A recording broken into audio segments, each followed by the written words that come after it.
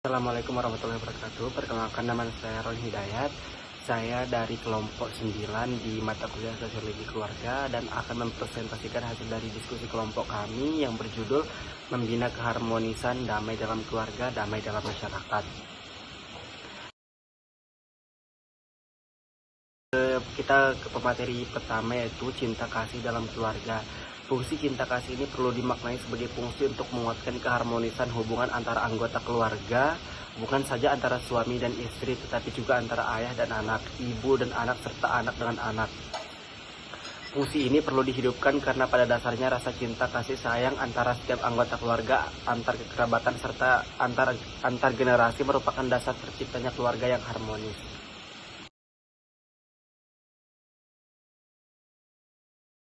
Di materi kedua ini ada cara membina keserasian hubungan suami istri. Cara membina keserasian hubungan suami istri yang dapat dilakukan adalah dengan cara pertama, yaitu bertegur sapa. Kadang ego dan selalu bertegur sapa ini memang berat pada mulanya, tetapi efektif untuk menyatukan hati. Yang kedua, memaafkan dan melupakan kesalahan. Memaafkan dan melupakan kesalahan pasangan di masa lalu adalah salah satu jalan untuk membina keluarga bahagia, sejahtera, dan harmonis. Ketiga, menjalin komunikasi. Komunikasi adalah salah satu aspek yang penting dalam hubungan suami istri. Jalin komunikasi secara langsung atau verbal dan berkomunikasi dalam hal apapun. Keempat, meminta maaf terlebih dahulu. Meminta maaf terlebih dahulu adalah jangan mudah untuk mengakhiri sebuah pernikahan. 5. Mengoptimalkan penggunaan media-media baru. Mengoptimalkan penggunaan media-media baru dalam berkomunikasi akan meningkatkan perhatian antara suami dan istri guna lebih menjaga keharmonisan keluarga. 6.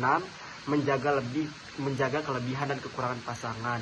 Terima kelebihan dan kekurangan pasangan, dan penerimaan kita terhadap kekurangan pasangan akan meredam ketegangan yang kerap muncul dalam pernikahan. 7. Menjaga kesatuan dan keserasian. Keluarga harmonis adalah keluarga yang dapat menjaga kesatuan dan keserasian. 8. Meningkatkan intensitas komunikasi. Meningkatkan intensitas komunikasi seperti memberi perhatian kepada pekerjaan serta bertanggung jawab sebagai suami maupun istri. Yang ke-9 yaitu menggunakan pendekatan komunikasi persuasif.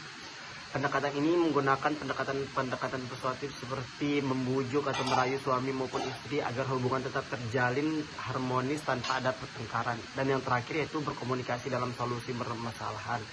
Dalam menyelesaikan permasalahan harus lebih tenang dan menggunakan pendekatan komunikasi persuasif.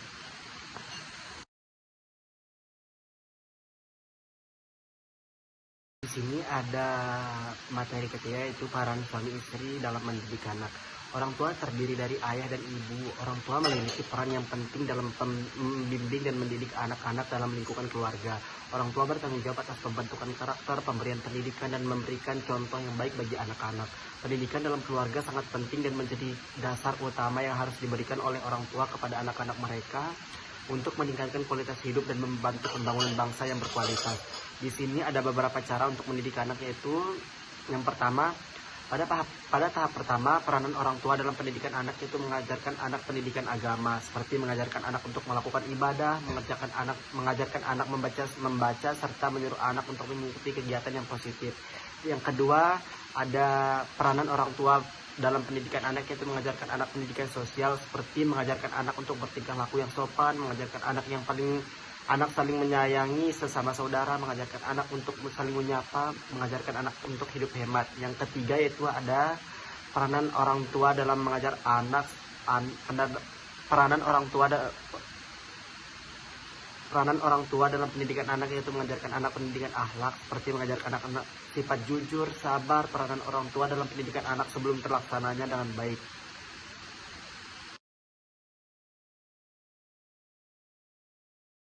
Di sini ada materi ketiga, yaitu peran suami istri dalam mendidik anak.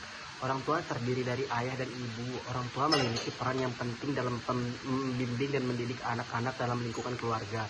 Orang tua bertanggung jawab atas pembentukan karakter, pemberian pendidikan, dan memberikan contoh yang baik bagi anak-anak.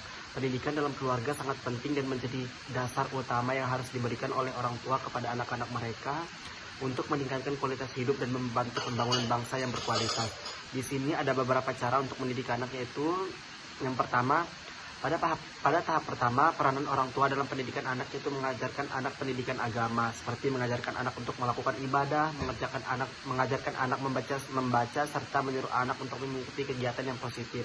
Yang kedua, ada peranan orang tua dalam pendidikan anak, yaitu mengajarkan anak pendidikan sosial, seperti mengajarkan anak untuk bertingkah laku yang sopan, mengajarkan anak saling menyayangi sesama saudara, mengajarkan anak untuk saling menyapa, mengajarkan anak untuk hidup hemat. Yang ketiga yaitu ada peranan orang tua dalam mengajar anak, peranan orang tua dalam pendidikan anak, yaitu mengajarkan anak pendidikan akhlak, seperti mengajarkan anak sifat jujur, sabar. Peranan orang tua dalam pendidikan anak sebelum terlaksananya dengan baik. Di sini ada materi kelima, yaitu peran komunikasi dalam membentuk keluarga sakinah.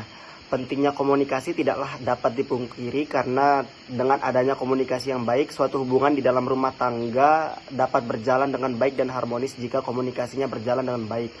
Di sini ada beberapa langkah dari komunikasi yang efektif. Yang pertama itu mendengarkan satu sama lain. Komunikasi akan berjalan dengan baik-baik saja jika masing-masing pihak sudah mendengarkan satu sama lain.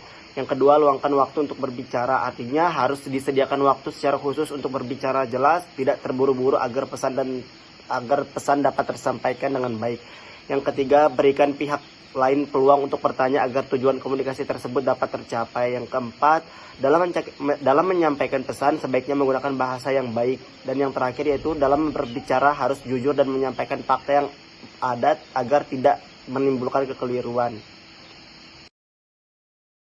Di sini ada materi ke-6, yaitu langkah strategis dalam membina keharmonisan. Yang pertama, komunikasi yang terbuka dan efektif. Saling mendengarkan dan memahami perasaan satu sama lain, bersikap terbuka dan jujur dalam menyampaikan pendapat dan perasaan, menghindari komunikasi yang kasar, sarkasme, dan kritik yang menjatuhkan. Yang kedua itu saling menghormati dan menghargai pendapat, perbedaan, dan privasi setiap anggota keluarga, memberikan dukungan dan semangat satu sama lain, menunjukkan rasa cinta dan kasih sayang secara terbuka. Yang ketiga, menghabiskan waktu berkualitas bersama, melakukan aktivitas bersama yang menyenangkan dan bermanfaat, menciptakan tradisi keluarga yang memperkuat hubungan, membiasakan makan bersama dan berdiskusi tentang berbagai hal. Yang keempat, menyelesaikan konflik dengan bijaksana. Yang kelima, bekerja sama dalam menghadapi tantangan. Dan yang terakhir yaitu meningkatkan kemampuan diri, meningkatkan kemampuan pengetahuan dan keterampilan dalam mengelola rumah tangga, memperkuat spiritualitas dan nilai-nilai moral, menjaga kesehatan fisik dan mental. Di sini materi ke-7 yaitu langkah strategis menuju keluarga harmonis dan masyarakat madani. Mengembangkan keluarga yang harmonis merupakan tujuan banyak orang, dan hal tersebut melibatkan usaha bersama dari setiap anggota keluarga. Sebuah keluarga yang harmonis adalah lingkungan di mana semua anggota keluarga saling mendukung, menghargai, dan hadir dalam segala keadaan, baik suka maupun duka. Sedangkan masyarakat madani adalah bentuk masyarakat yang paling diidamkan karena mencerminkan suatu tatanan sosial yang beradab dan didasarkan pada prinsip moral. Menurut Anwar Ibrahim, masyarakat madani adalah suatu sistem sosial yang menawarkan keseimbangan antara kebebasan individu dan stabilitas masyarakat.